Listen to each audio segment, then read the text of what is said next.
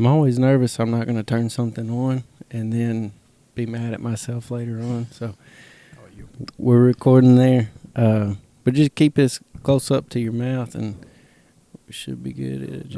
Right along in there? Yeah, that'll work good. Okay. Let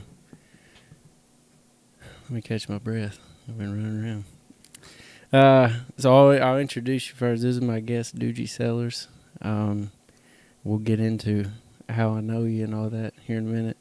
But first off, I've known you for a long time. I used to live not even a mile down the road for many years, and we've had the farm down here ever since I can remember. But I've never been in your house, and I've always thought looking out, I was like, that looks like a really cool place. And walking in, it doesn't disappoint. It looks like a really cool cabin inside and out.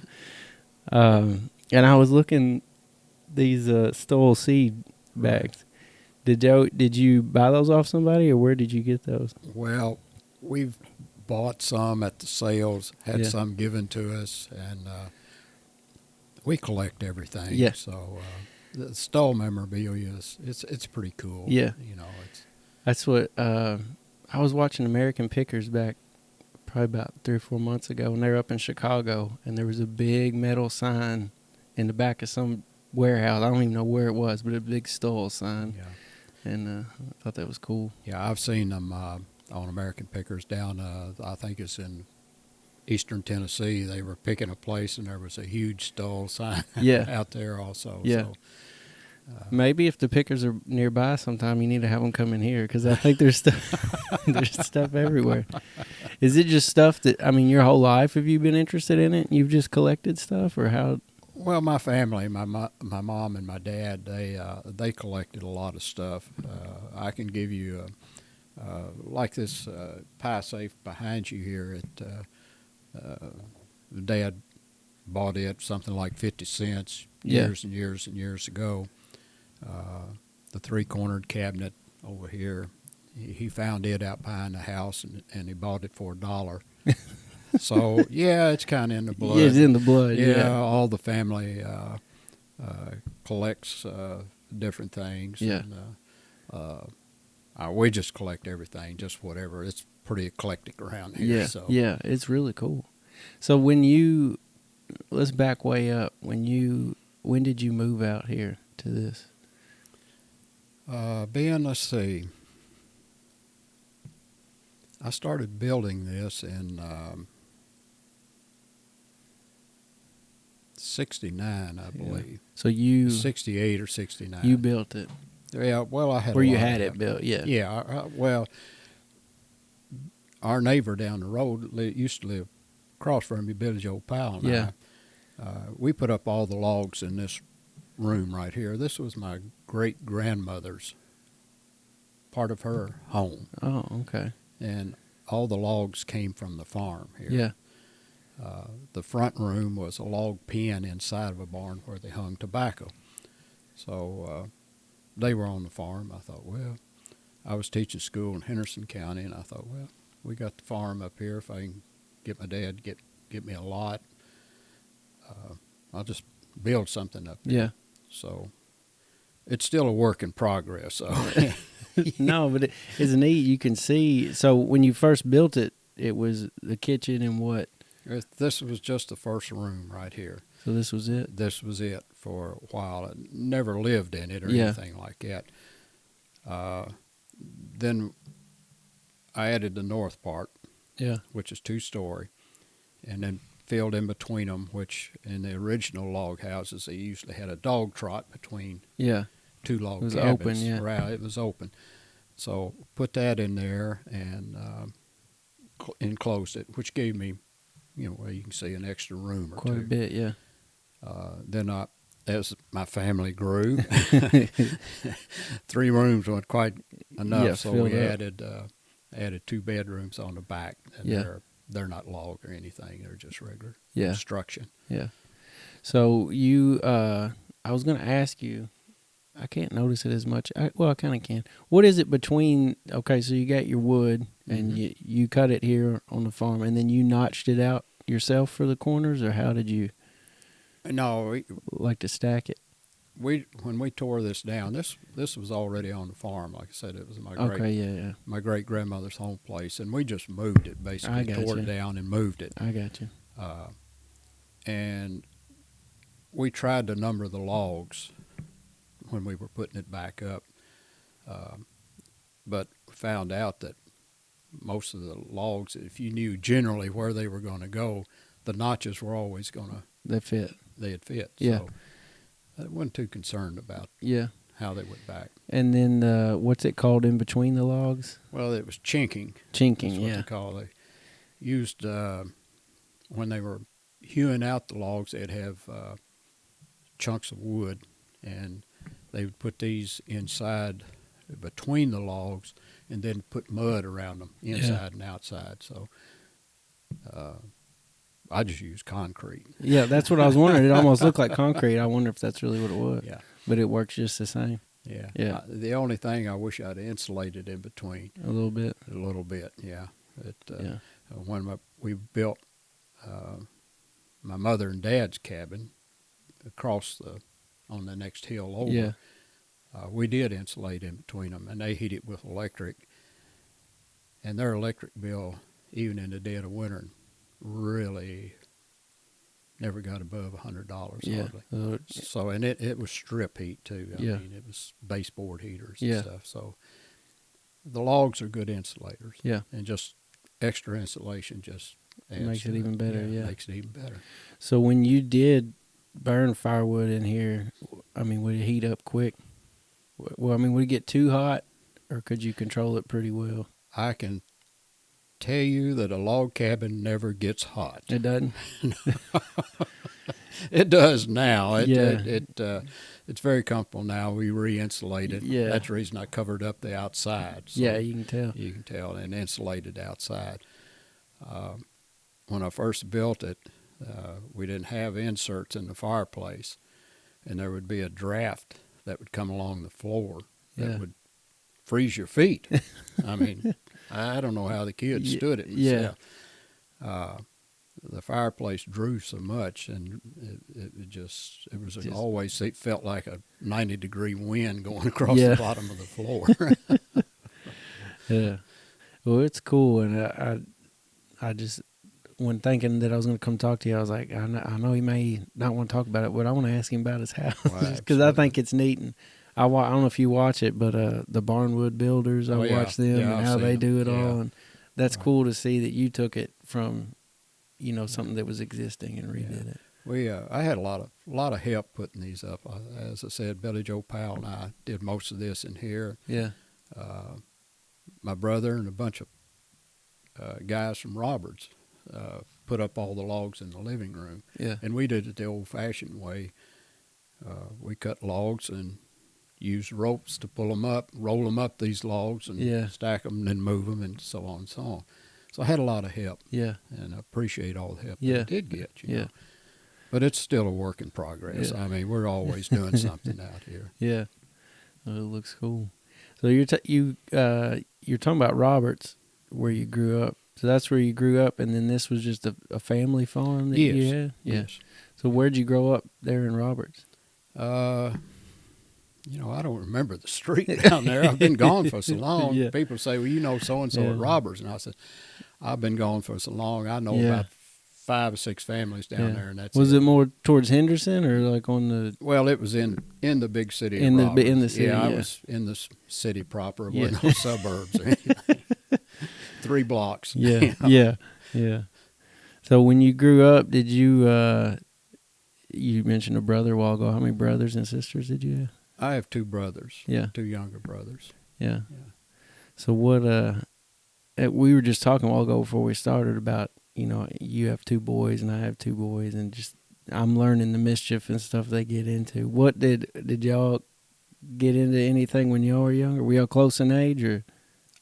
Well, yeah, there was 2 years difference between me and my middle brother, 13 years difference between me and my younger brother. Yeah. So was spaced out. I was pretty much grown by the time the youngest one came along.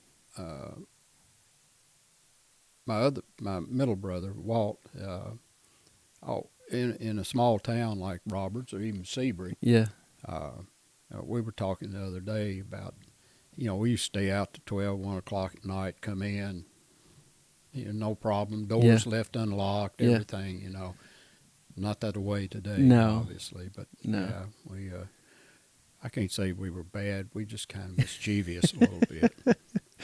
Yeah, well, you don't have to reveal all that. That's enough. No, I'm not gonna hold you to anything on this if you say anything. There's not much we didn't get into. Yeah, yeah. So growing up in Roberts, where did you go to? There's a school there in Roberts? Is that where you went to school? Went to school for the first 6 years at Roberts. The school burnt. The old school, Roberts School, burnt. And then I went to Seabury that 1 year. My 7th grade year, I went to Seabury. Yeah. And then my 8th grade year, I was back at Roberts again.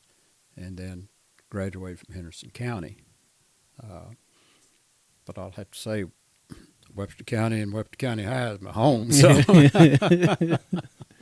That's what I was wondering because I was thinking, I was talking to Dad the other day, and he said he thought you grew up in Roberts. And I mean, back then, did some of the people from Roberts come to Seabury, and was it kind of a choice of what you wanted, or were you? Well, yeah, we just there was let's see, there was 1, 2.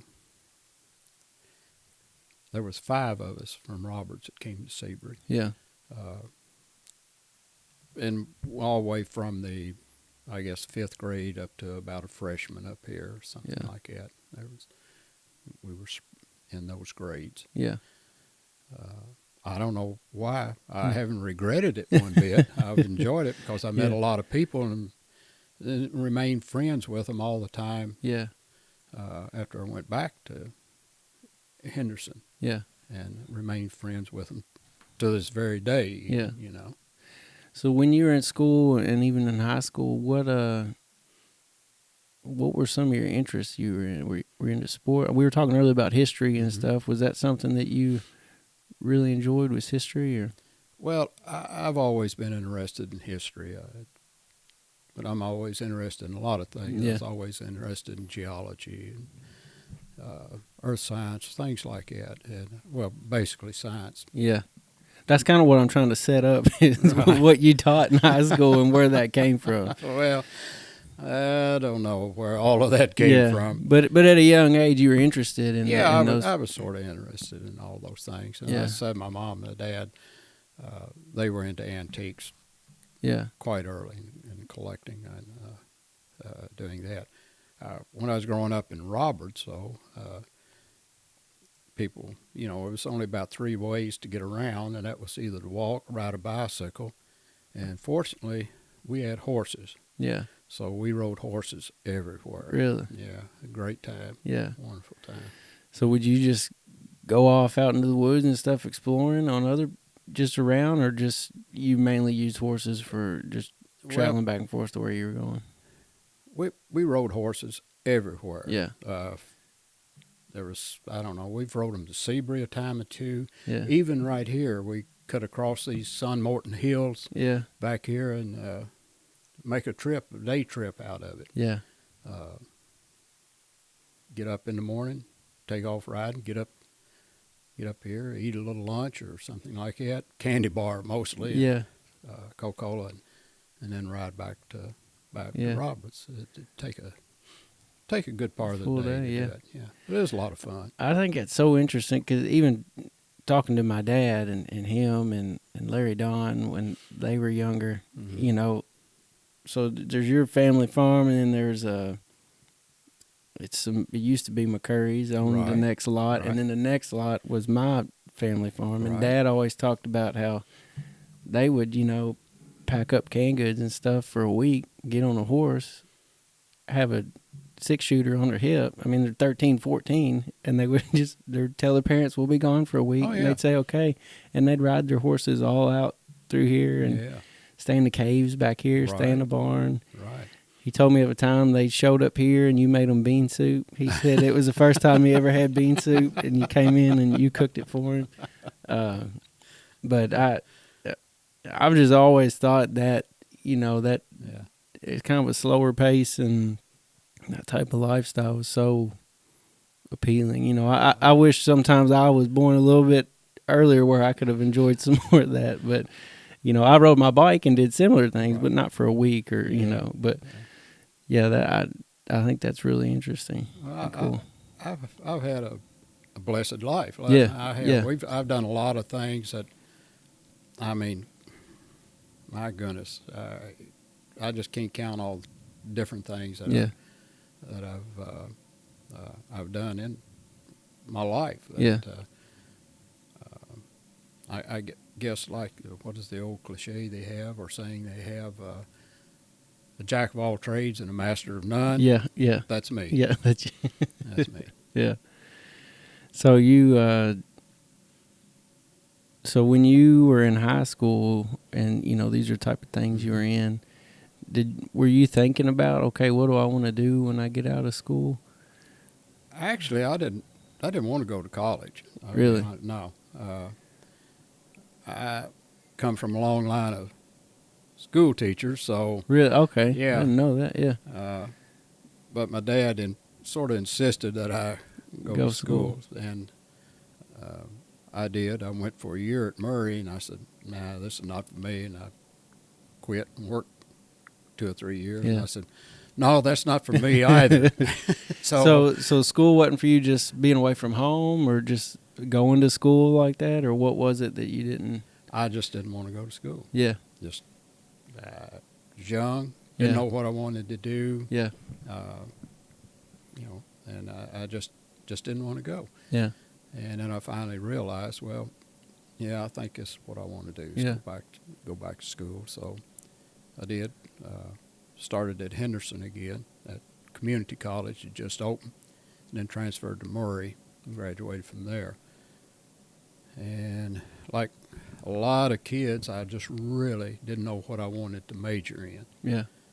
And art to teach, and I don't know.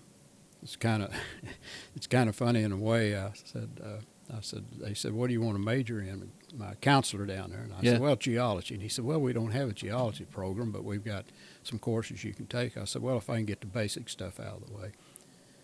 I said, what all you had? I took a couple of courses, and then geology. And he said, you know, you're going to have to take physics and math and all that. I said, well, I'm not going to.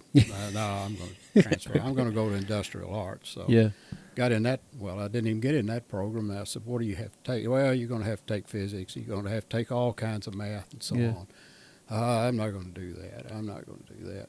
So I finally decided, well, I'm going to major in biology. Yeah. So I got what is called an area in science, which is biology, physics, and chemistry. So I ended up taking physics and chemistry do it all anyway. and the math courses anyway. So so that's how I ended up teaching science. Was it when you were doing those classes? Did some of it? Obviously, I'm going to use this word, but I know it doesn't just come naturally. But was it hard for you doing those, or did some of it come natural? Or no, it was really hard. Had to. Yeah, it was hard. Yeah, it was hard. The biology part was I enjoyed that. I really did. Yeah. Chemistry was pretty difficult for me, and the physics was also difficult. Yeah. Math also was difficult, but I wasn't planning on teaching those, so I didn't have any. Yeah. Wasn't really worried about it so much, and I started out teaching biology. Actually, I started out teaching history. Yeah. How'd you do that if you didn't have a history degree? Well, I went to school for so long, I had about a minor in everything. So I do have a minor in history. Yeah. And that's what I started teaching, and then I got into biology. They had opening in biology, so I taught that for several years. Yeah. And then the chemistry came open in a kind of a roundabout way, and which I won't get into on that. But they said, "Well, you can teach chemistry." And I said, "Well, I don't know whether I can or not." Yeah. You know, yeah, you can do it. So I ended up teaching chemistry and physics for the rest of the time I was at Webster County. And did all right, I think. Yeah. Hope I did anyway. I think it's interesting to hear you say that, like, no, it wasn't easy. I really had to work at it. And same thing when I talked to Marty Edwards, something I never knew. You know, he went to school to do history, and that's his passion. And and if anyone knows Marty, you know, like, that suits him very well. Yeah. But I had him as a math teacher in school, and when I was talking to him, he said, you know, I had to go home and study that every night. And that just, you know, he's a man I respect, but respect him so much more to know, you know, when he's teaching us something, he may only be 2 days ahead of us in what he's teaching because he's having to learn it. And, you know, is that something you experienced That's too? the same thing that happened to me when I started teaching chemistry. Yeah. I stayed I didn't stay 2 days ahead of them, about a day ahead of them. But I tell everybody when they say, well, what'd you teach in high school? And I said, well, it'd be easier to say, what didn't I teach? Yeah. I've taught everything except English and driver's ed, I Yeah. guess. So, but the chemistry, after a while, actually I'll probably learn more by teaching chemistry than I did when I was in college and had the courses. At least a lot of it came back. Mm-hmm. Yeah. But yeah, it was. When I was in school, it was pretty hard. Yeah. In college, it was pretty hard. Where I work, you may be the one person I can talk to about what I actually do at work, and you're going to understand it. I hope. I do cathodic protection. We work for the gas pipeline. We got all this metal in the ground. Well, it's going to rust if you just leave it in there. Mm-hmm. So we have a system that we put on it to reverse the electron flow to where it slows the corrosion down. But the anodes and cathodes and how they move. But you understand. I understand where you're coming from. Yeah. I don't know all the processes that they do, but I know what. But you understand a little bit of it. But when I had to go take some classes for this, and we walk in, and I'm like, oh, well, when I went to college, I did electricity and stuff. I understand that, but then they really start getting into the weeds, and I'm like, oh my gosh! Like I wish I would have done a chemistry class in school. Cause start talking about ions and anions and all this stuff, and it was difficult for me, and but I made it through it. But it I think it's just interesting to hear that you really had to work at it and you had to learn it. I don't know why, but I always just had this thought of people like teachers in school, and really until I talked to Marty, and this is very naive of me, but just that, they love what they were doing. This is what they went to school for, and they know it all. But, the more I talk to teachers, sometimes that wasn't the case, but I think that shows like your drive and your want to really teach kids. It wasn't like, oh, well, I'm just going to do what's easy for me and give it to these kids. Like, it sounds like you invested time into learning because you wanted to help the kids. Yeah. You wanted them to know what was going on. I tell you what, I had some good kids up there, really good kids. But all the kids at Webster County High School, that's one thing I enjoyed about being up there and being around the kids. They were all good kids. Yeah. I mean, you're always going to get a few that are a little more mischievous than the others, I guess. But most of them were really good kids, and I enjoyed being around them. Yeah.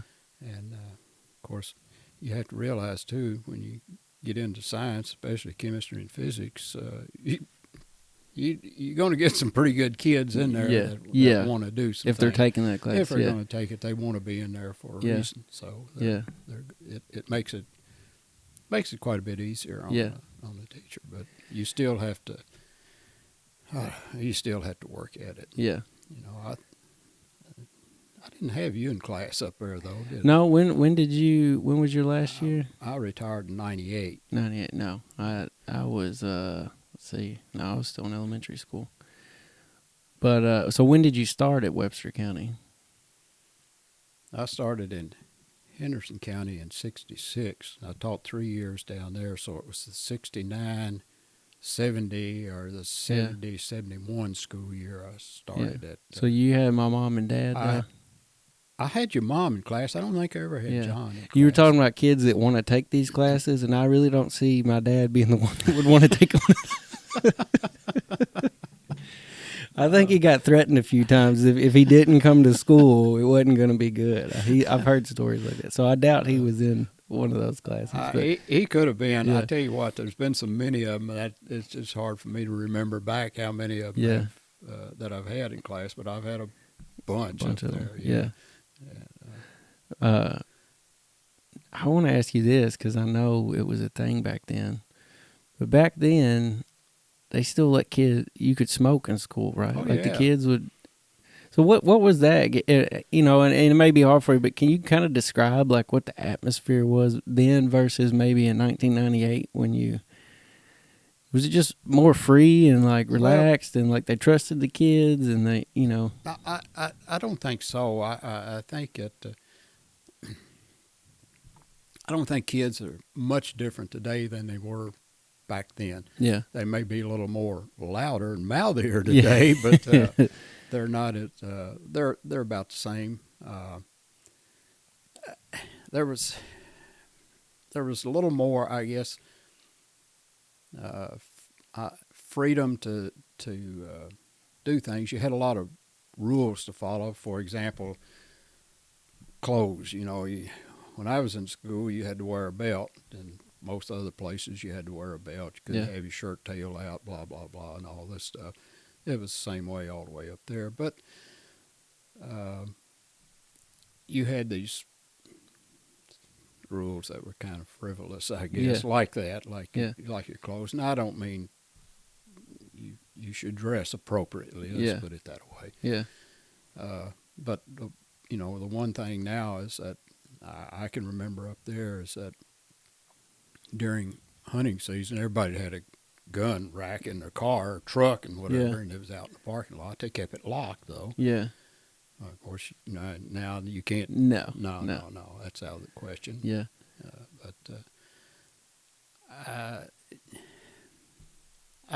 There just weren't quite as many.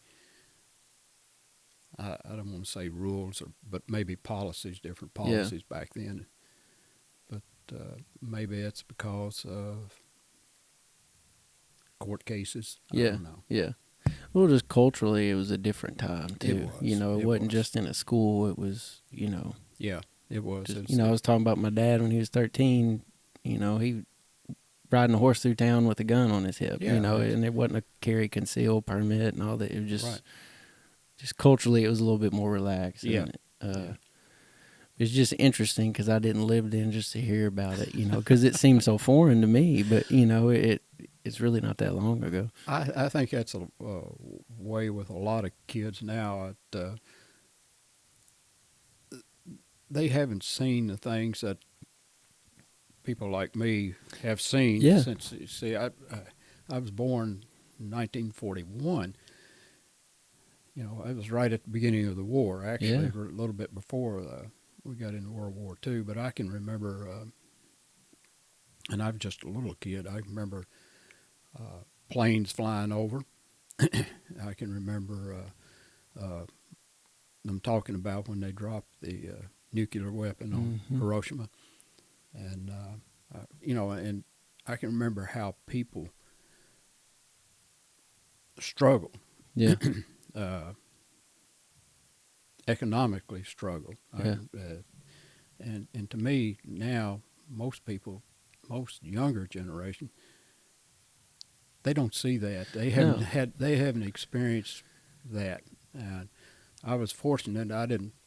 My family didn't have to struggle as much as others did. Yeah. But my dad started teaching out school $48 a month and was lucky to get paid. So. Goodness. That's not much. No. Like $1.50 a day. Yeah. You know. Yeah. That's crazy. But yeah, you were talking to me earlier before we started. You know what made me kind of along the lines of what made me want to do this and the reason why. And that's kind of it. You know, there's a I don't mean that you're older. And Oh, yeah, I'm old. I'll go ahead and say it. I can take it. I feel fortunate. Let's say it politically correct. But you people your age, maybe a little older, a little younger, they've seen, I've seen so much, experienced a lot. Yeah, but it's stuff that I'll never experience. Right.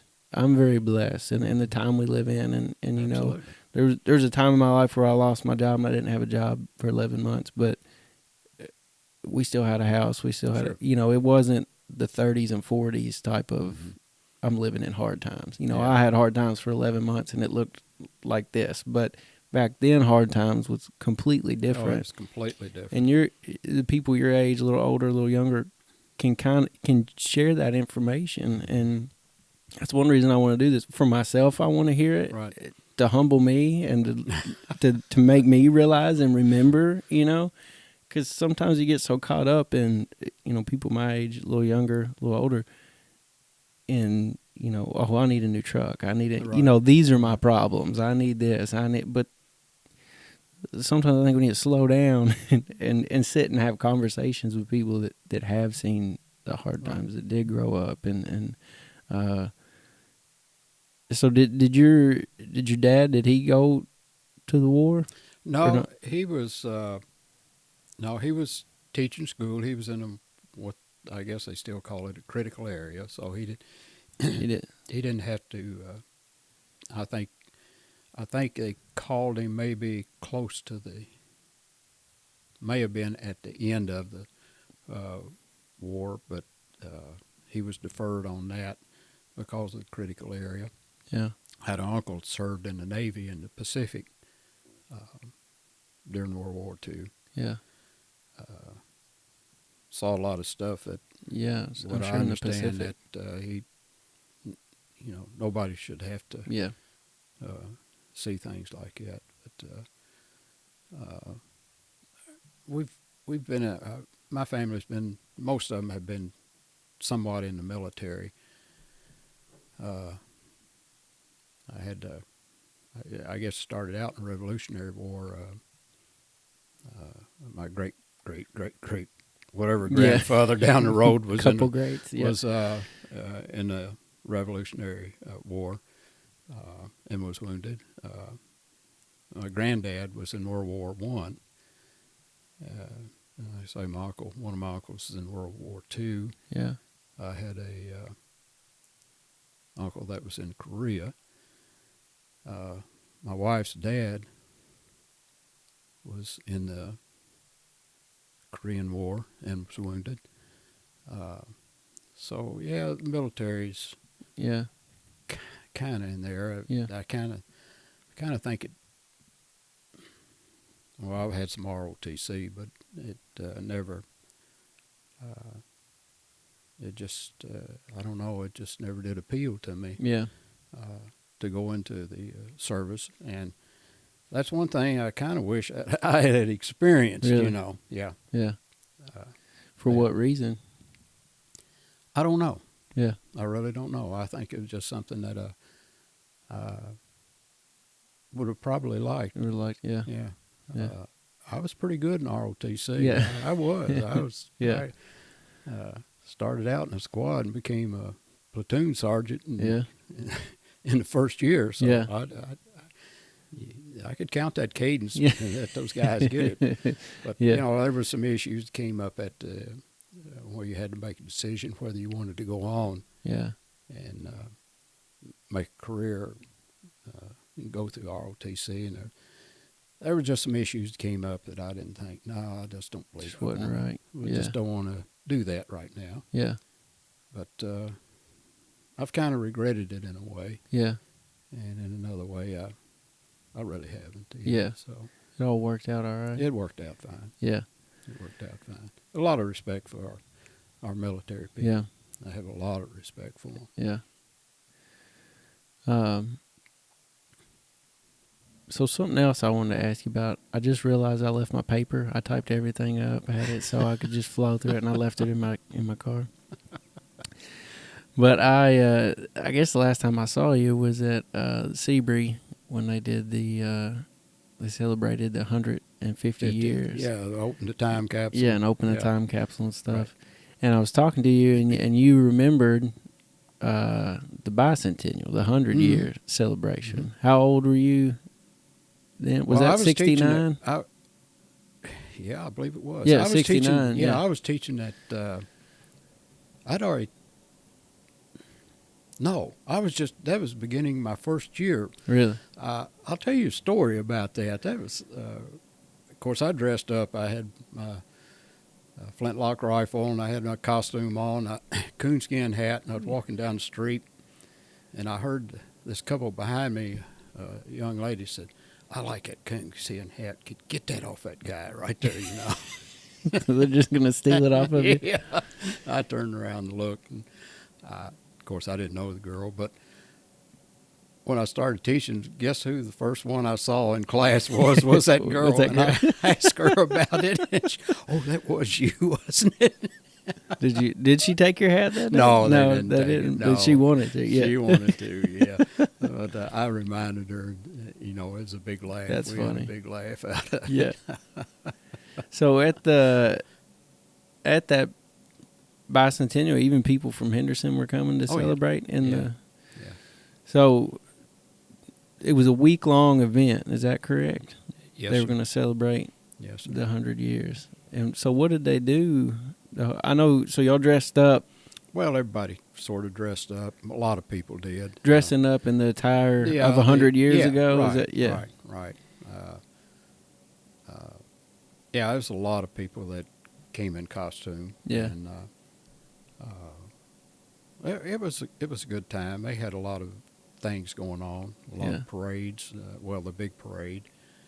I remember they had the jail. They had if you didn't have buy a tag to exempt you from wearing a beard, you got thrown in jail, and you had to have somebody to bail you out. So that's what a bunch of these pictures I've seen. All these guys with beards, and I was like, "What's going on?" That's it, right there. That's it. Did you grow a beard? I got thrown in jail. You got thrown in jail. How long did you stay in jail? About 2 hours before I finally got somebody to bail me out. And I had a gun with me. Yeah, yeah. That's funny. But it was a good time. We had a good time. Of course, you couldn't do it now, but I remember shooting a gun. Of course, wasn't shooting any live ammunition or anything, but I'd be on one end of the street up around the bank, and the other guy that I knew, he was down on the other end, and he had a flintlock, and I'd shoot, and then he'd shoot, and everybody in between would be, looking what's going on. Yeah. But we had a good time. Yeah. I wouldn't want to do that now. No. So they had a time capsule then, and so the 150 year that we just had, there was some water from the Seabury Springs hotel. So when y'all put it in there, was that something that they'd just been keeping? Somebody had for a while? Because I mean, the springs had been gone for a while. I think that came from Doc Bell. Really, something Bell's drugstore. Yeah. I think he had several bottles of the water that came from the Seabury Springs Hotel. Yeah. Huh. So whatever, do you know? I was reading this book I got at the 150 years, and it's got all kind of information in there. But the springs, obviously there's a hotel, there's a springs. It said at the year that it was one of the most popular summer vacation spots in Kentucky. And the hotel burnt down, and then they just closed, or did the spring dry up, or what was the whole? Why didn't they rebuild, or do you know? I really don't know why they didn't rebuild on anything. I think by the time it burnt down, they were kind of.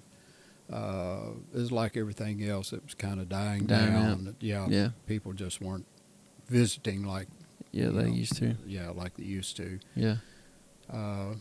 My neighbors that used to live up the road from me here, their aunt, I believe, ran that hotel that was at the Springs. Is it the pool? Is that the? No, it was you probably heard him talk about John Moorhead, Emmer, and Tiny Walker. Walker, yeah. I was reading this, and it was listing a bunch of names, Pardon me. But I think it was their aunts, maybe, or one of the aunts Yeah. that owned the hotel and ran the hotel up there. That's about all I know About it. it. Yeah. Yeah. I just, and then again, that's one of those things that is probably too far gone now, but it'd be interesting to hear someone that actually knew and was actually there and talk about it. Because from the one picture I've seen, it looks like it was fairly good size and it looked really neat. But I would have liked to have seen it. Yeah. I would have liked to have seen it, but I'm afraid I wasn't even thought about that time. No. So I was reading this pamphlet too, and I thought it was, again, it's not something that we really have as a problem now, but there's all kinds of businesses and buildings and things going on in Seabury, and it's like every one of them, it was like destroyed by fire, destroyed by fire, destroyed by fire, and it's like, man, that's something yes, it could happen now, but it's something I don't worry about as much now. But you got to think back then, that was something they were always worried about. And I don't know if it was they did, it's because they heat their home with open flame and stuff. Yeah, and the fire protection was practically non-existent at that time too. Yeah. So fire was a big worry for everything. Yeah. And especially, if you're in Sebree there, you see how the buildings are right there. They're right on top of each other too, yeah. So I also read there was a R. Sellers that used to be the mayor of Seabury. I have no idea. That's not a Sellers. I have no idea. All Sellerses are related some way, but I think they spell their last name with an ARS. I thought that they may have misspelled it, but some of my family still spell it with an ARS. Really? But back when they were taking census back Revolutionary War, 1700s, is whoever that was writing them down, how they pronounced it and how they spelled it. How they interpreted it, Right. If you were French, you may spell it with an ARS. If you were English, it's ERS. And it'd still be the same family. You know? So that's funny you say that. I've really been researching the McCurry family, and it goes all the way back to North Carolina, then to Ireland, and like Currys, Currys, that's same type family. And I always wondered how McCurry came about from Curry or vice versa, or other spellings. But I guess that's what it was, maybe in the census, and they just, because you don't see that now. No. It's not like I'm going to decide today that me and my family are going to spell our name different and be a whole new family now. Like I just always wondered how that happened and how it all split. But that makes sense. That's what they did. I looked into my ancestry also, and part of my family was from, I think, Ireland. Of course, Sellers is English. Yeah. I've gone all the way back to England on my Sellers side. I haven't gone back that far on my mother's side. Yeah. But I know my great-grandmother was a McClarney, and I think that is Irish. I don't think it's Scottish, but I think it's Irish. Yeah, maybe we're cousins. Oh, well, it could be. Everybody's related some way, Yeah. Do you find I'm just asking this because this is what I feel researching all this, but do you feel like some type of like a satisfaction or something when you start researching this and kind of knowing where you came from? Or I don't know if satisfaction's the right word, but I'm not.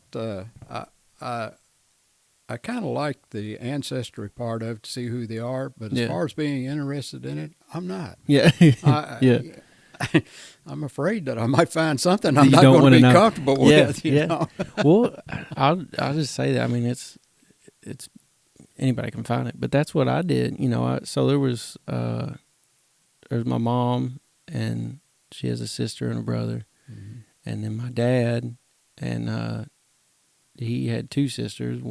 Only one living now, and that's really my whole I don't have much of a family, and and it's really funny because my wife, her immediate family is just like her aunts and uncles, and then all their kids. We get together, there's like 70 people, and Yeah. I'm like, I'm just not used to this. So maybe for me, you know, a lot of I had three grandparents that I knew. My dad's dad, he had passed before I was born. Right. Joe, and then his wife Eileen, she passed when I was in 8th grade, and then probably a few years before that, my mom's dad had passed. So really, when I got a little older and maybe understood the importance of a grandmother Right. and that relationship, I had one grandmother, and Mm-hmm. I talked to you earlier about talking to her. And Right. but so for me, there's a lot of these. I guess the older I got, like questions, like, oh, I wish I would have asked this. I wish I Yeah. would have knew where they came from, what they, you know. So I guess for me, studying this and just kind of trying to piece together who this person was, what they did, where they were from, and I guess I get some sort of satisfaction from it. It's been very interesting, and I've enjoyed it. Yeah. But going back on the McCurry side, back is probably my 5 or 6 time grandfather. On the McCurry side, I found some stuff, and like, I didn't want to find this, you know. Yeah. And I shared it with my family, and they're like, "What do you like?" And I was like, "Yeah, here, you know, and he had murdered somebody, Yeah. and you know, and here's McCurry versus North Carolina, like McCurry versus State. You know, Yeah. it went to a trial, and I'm like, this is not what I wanted to find, you know. But anyway, like it has been interesting though to research it and find it. A lot of my family on the Sellers side has been researched out by other people. Yeah, So that's one reason I really never took much. And yeah, I've got something around here someplace, or one of my brothers has, that really goes into details about this cousin, that cousin, and so on. Did find out that one of our relatives married Benjamin Franklin's niece. really, Yeah. And another one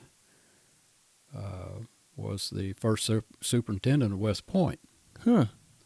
somewhere back there. Yeah, And yeah, I don't know. that's It really was cool. kind of interesting. Yeah. That's one of the reasons I never did dwell or never did take looking into the ancestry, because somebody had already did it. really Yeah, did a yeah. in-depth Yeah, and the thing on it. McCurry side of my family, that's not the case. You know, it's Yeah. very scarce and sporadic, and you know, kind of to piece stuff together. Right. But yeah, well, I'll ask you this because and again, just not knowing, you know, I never met Joe McCurry, Yeah. and this is one thing, and I don't know why, but I just feel, I don't know, tied to him or what. Just very, like, I want to know more about him. Do you remember him? I remember Joe. Yeah.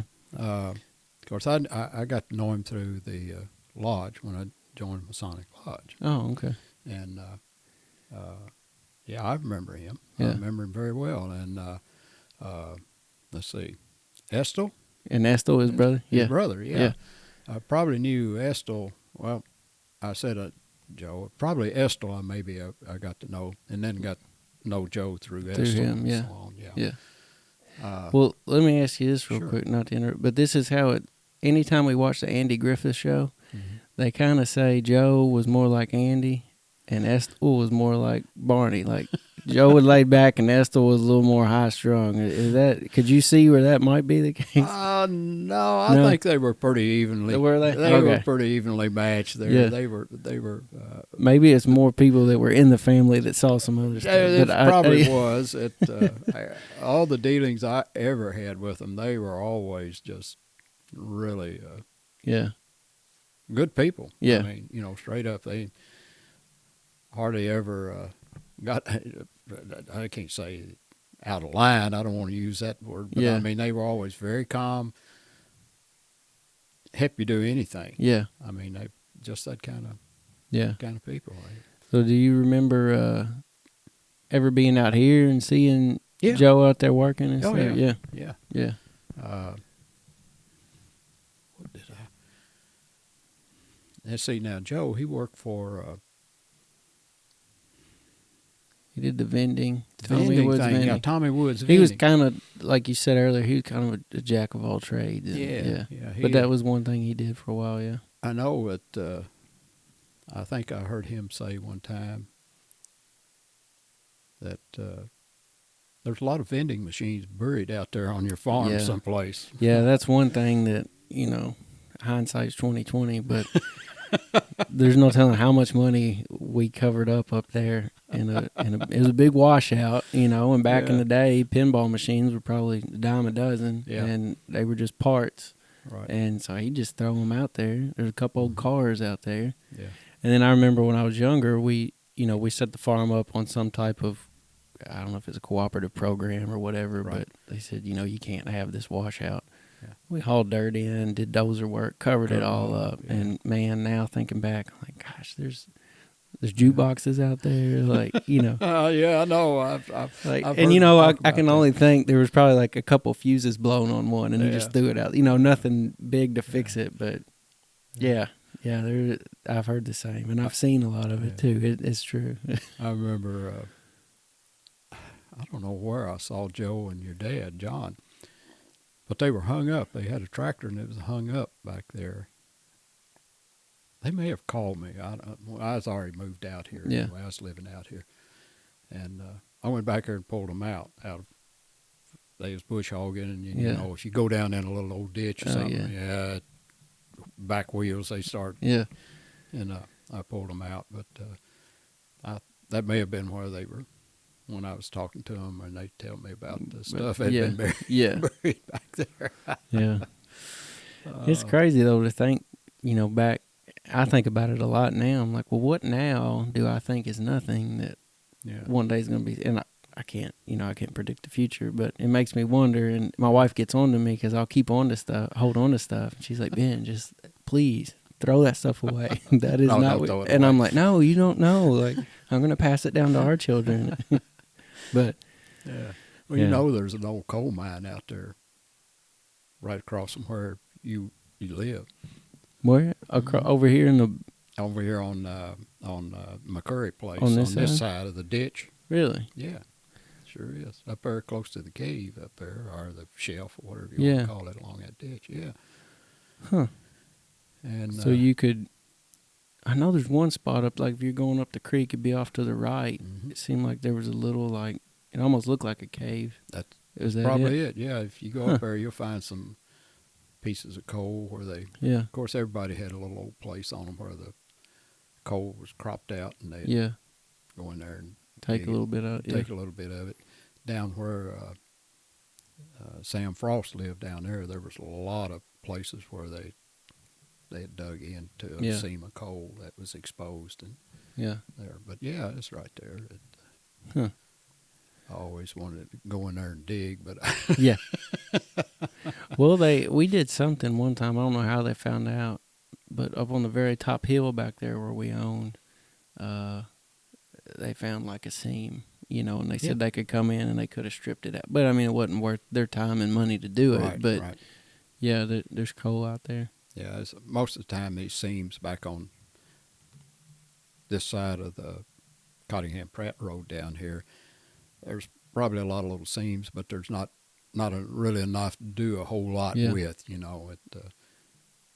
Very shallow, not very thick, and really kind of low grade stuff. Huh. Of course, too, you live right on, or you used to live right on a major fault line here too. That's what I thought. Yeah. I wonder if it ever. Okay, you probably know more about a fault. Like, do you think it ever has? What do you call when it does move? Earthquake. Yeah, but I mean, it'd been active. Do you think It's non-active. I mean, they say it isn't anyway. Yeah. But it's connected into the New Madras fault. Yeah. I have sat through, when I was building this place, there was a pretty good shake that came through here one time. Yeah. And I could hear it. I thought, what is that? And I went running out the north end of the house here. I didn't have a fireplace in there. And you could see the trees and stuff over on the next hill just kind of moving a little bit, just kind of shaking, and it's coming towards you. And about that it hit. And I thought, well, where you go? Yeah. It's got to be a helpless feeling. It wasn't Nothing crazy. It wasn't anything. Yeah. It didn't hurt anything. I remember a small tremor when we lived out here. Right. I was using the bathroom one day, and it sounded like Mom was dragging the vacuum cleaner down the hallway, on the hardwood floor, rippling. I thought, what is she doing? And it kept getting louder. I was like, why is she running? About that time, we met in the hallway, and she's like, what are you doing? I said, no, what are you doing? But it was a small little, tremor, Yeah. I can't imagine sitting through, like, something big. I like can't that. either. And like you said, where do you go? What do you do? Like, you're helpless. I just wanted to get out from under the logs in here because it didn't even have a roof on the place. Yeah, you don't want them falling on you. Yeah. But, it's pretty interesting out here. Now, have you ever, up here on the cemetery, mm-hmm. on the farm we own, mm-hmm. there's a small cemetery. It's got family members, and I think just a few people, we're not sure who they were.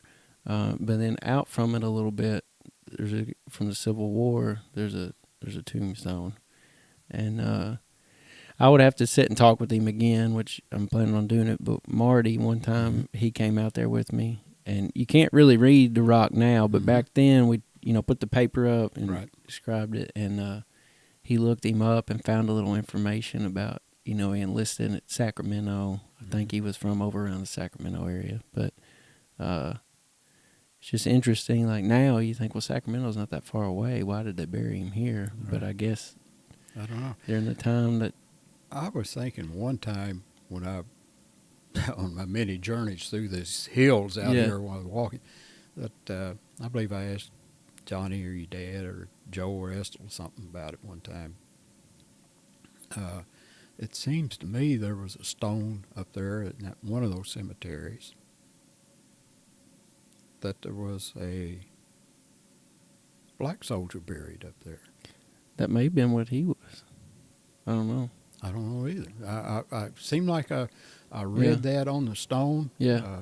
A colored soldier or whatever. Yeah. However they did it. Worded it on there, but I don't know. Yeah, and I don't remember this guy's name. And even when we did it, you could barely read what was on the. So that may have been before that and said that. But yeah, that's been a long time ago. Yeah, a long time ago. Yeah, it's pretty interesting. It's interesting that. We talked about a while ago, some of the stuff I don't think about or I wasn't exposed to, but to think, there were guys in the Civil War. A guy died up here. Yeah. I don't know if he died in battle or what it was, or from an injury or what, but sometimes that stuff seems very far removed from where we live or the life we live, but some of it was right in our backyard. Yeah, that's true. And, that's true. We, right across the road and on the hill right opposite of you guys over there, there's another cemetery up there. Really? Where Bill lives now. Yeah. And I always thought it was. I wasn't sure because there was 4 cedar trees around it on each corner of a plot, you know. And that's what made me think that it was probably a cemetery. That's how they marked it with cedar trees. And I asked somebody about it one time, and he said, yeah. So there's a cemetery there. I don't think there's any stones or anything in there. And he told me the name of it. Can't remember it now. So you think maybe when they buried them, they just kind of laid a rock on the ground or something? Or did they even mark them at all? Or? Well, yeah, I think they probably marked them some way. But you couldn't tell now. You couldn't tell now. Yeah. I wish I could think of the name of it. But anyway. Yeah. Huh. But, a lot of these places on these were just family plots, too. Yeah, and that's what the majority of ours up there is. Huh. Yeah, I don't know. I really enjoy that history part. And even just going to a place like that and just sitting and just kind of replaying in my mind, they had a funeral here, and it was way back when. And it's just interesting. Yeah. Is there anything else out here in the hills you've came across, or is that really it? There's a lot of things I've come across in these hills. Yeah. Some of them some of them that, Yeah. some of them Yeah. that are not quite legal. Yeah. Let's put it that way. Not yet here. Yeah. So what, I don't know if you've had experience with this or not, but, you know, it's funny sometimes to talk to people who've been out in the woods a lot, and they'll talk about, you know, and it always seems like a tall tale, but you got to think some of it's true, but they'll say they saw like a panther or something crazy. Have you ever seen anything out here that you question what it was? No. No? I've seen something out here, and Yeah. I don't question it because we've seen it. What was it? It was a mountain lion or a cougar Yeah. or whatever. Big cat. Yeah. Big cat. We used to come up here camping before I even did anything up here, and we'd camp out up here. And, you could hear it. Really? Yeah, you could hear it at night sometimes. And we found tracks. I mean, they'd be that big out here in the fields. And my dad and I saw it back over here on the backside of the farm. We were back there on the tractor one day, and he said, "What's that?" And it had come down out of a tree, and its tail. Yeah, and he got off in the creek, and I ran over there and see if I could see it. Yeah. And you could tell where he'd scratched the tree up about this high. Yeah. You know, I guess climbing or whatever. sharpening his claws, whatever Yeah. they do. But I haven't seen anything in years now. It's funny, you know, people say they see it, and then some people are like, "Oh no," but you really think that's a very elusive animal. Mhm. Like they don't, Right. they can probably hide out here, and you walk past them and Oh, you yeah. not see them, you know. But Yeah, and most of them are nocturnal too. That's Yeah. it. They don't, Yeah. not out during the day a whole lot. yeah, But yeah, of course that was before a lot of people. It was still just few families out in Out here. this way, yeah. There's not very many people out in the woods and yeah, going on, and they had just introduced the deers too, so they could have been following the deer in here. yeah. What do you mean they just introduced? Well, the The first deers in Webster County were released up here on Deer Creek. So they were released. They weren't. See, here's another thing I don't know. I just think deer have been here forever. So were they just very scarce, and so they repopulated them, released them, or They just weren't any deer. there weren't? No. Huh. So Fish and Wildlife reintroduced them to the area. Yeah. Where at now? Did you say? On Deer Creek. So is that where the creek gets its name, Deer Creek, or was that just already what it was That's called? Deer Creek Lodge. Yeah. Yeah. Okay, out there on the. I got but you. back up here in the hills. Yeah. Yeah. That's where they first introduced them out there. Yeah. As far as I know, in Webster County. Yeah. And they may have introduced them in other places in Webster County too. Yeah. But, around here, that was the first place. Yeah. Yeah. It's funny, you know.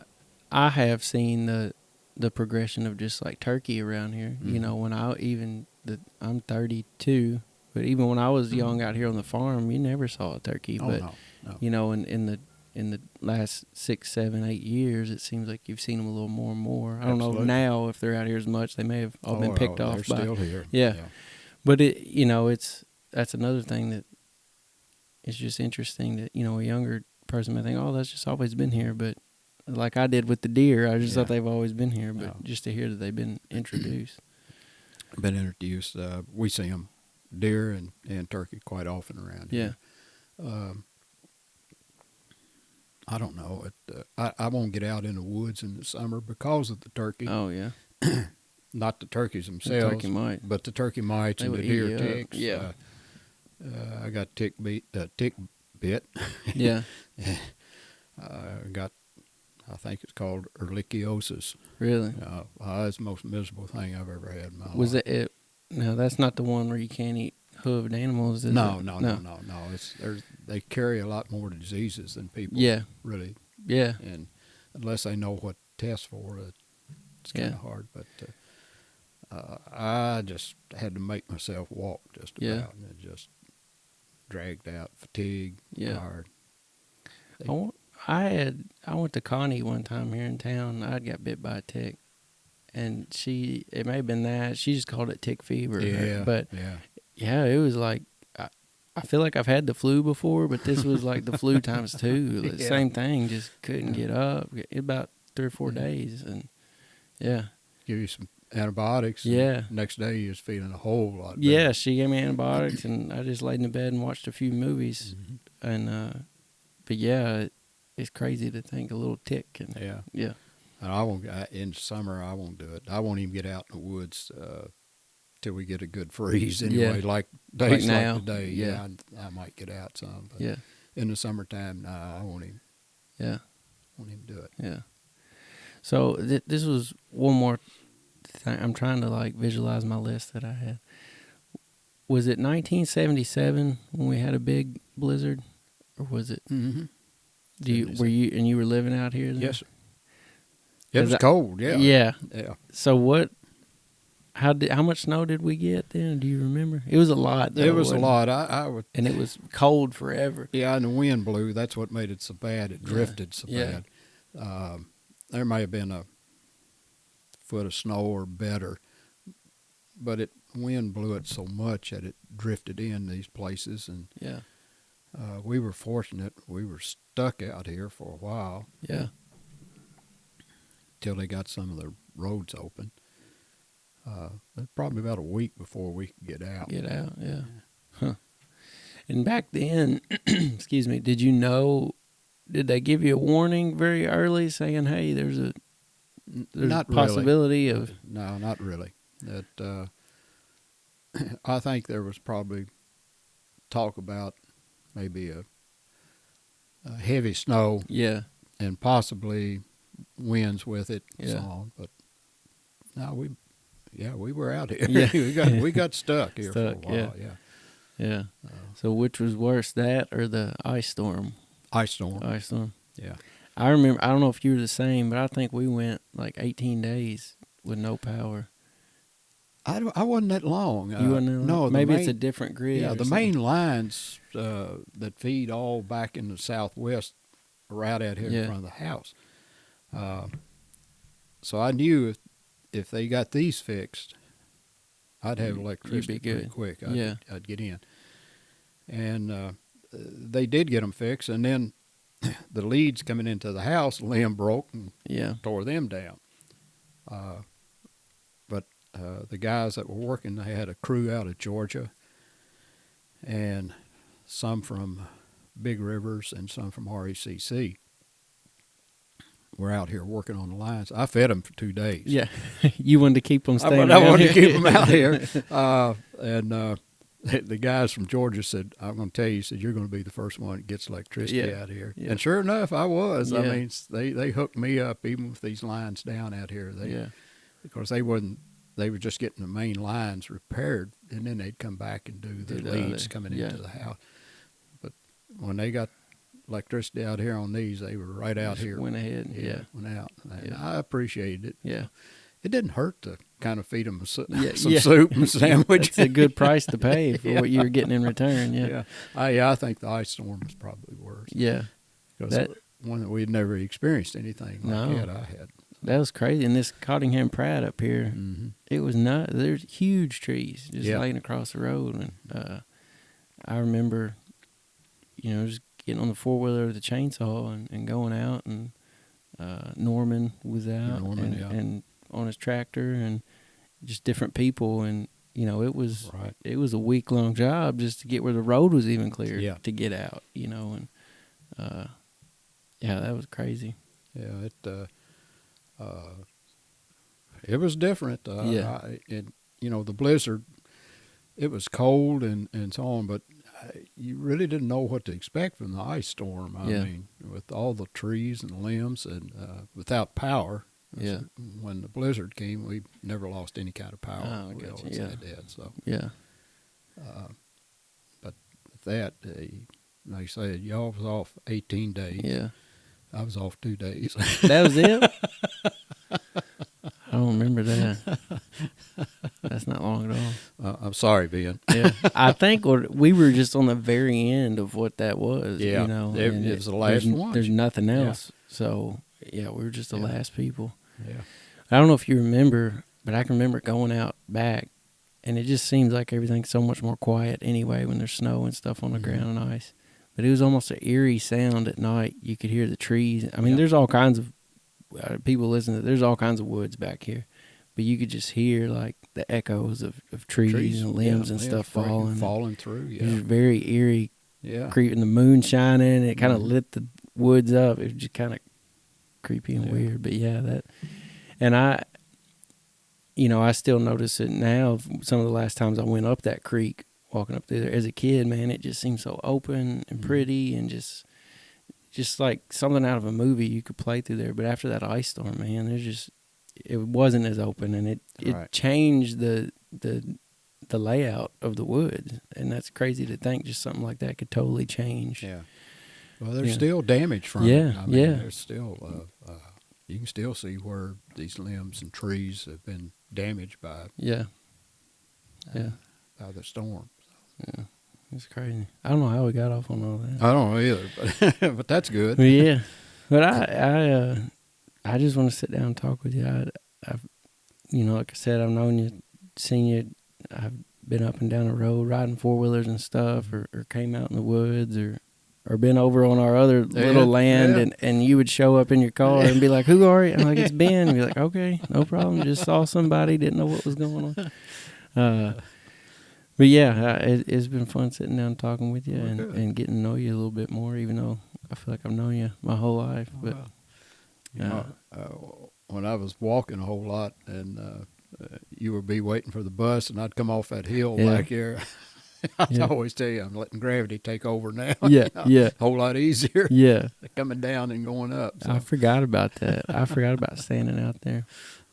Yeah, my mom and dad, it'd be freezing cold, and I'd have to go down there. Man, that wind would just be ripping across those fields early in the morning. Yeah. I remember, this is funny, a few times I'd get down there, and it was a long driveway. I'd be like, man, I gotta go to the bathroom now. I gotta pee. And I think I can run to the tree line and pee and come back. But I never would cross the street and go, it's just woods right there. So I would run back up to the tree line, and I could hear the bus. So I guess turning down here, like, oh, I've only got, I don't want to be caught, but I would make it back. But I forgot all about having to wait there. But yeah. That's funny. You had experiences out here. Yeah. So yeah.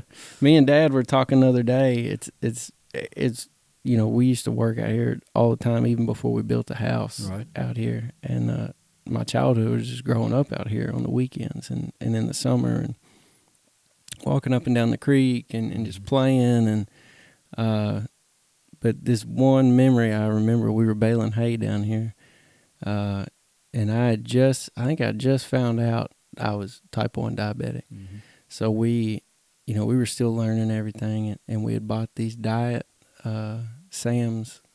We didn't buy Diet Coke. We were probably trying to save about a nickel, so we bought Diet Sam's Coke, Coke cans. We had it in our cooler, and we'd been working all morning. We stopped, and me and Dad just laughing about this the other day. We opened them up and both took a drink and just looked at each other. It was the nastiest. No offense to Sam's Coke, Diet Coke, but back then it was the nastiest Coke we had ever had. Yeah. And we ended up pouring them out and walking over to the creek and filling our Coke cans up with water from the creek and drink. I mean, that's the level it was on. But we laugh about that all the time, I can still remember just sitting there. If I close my eyes, sitting there and doing that and just laughing with him.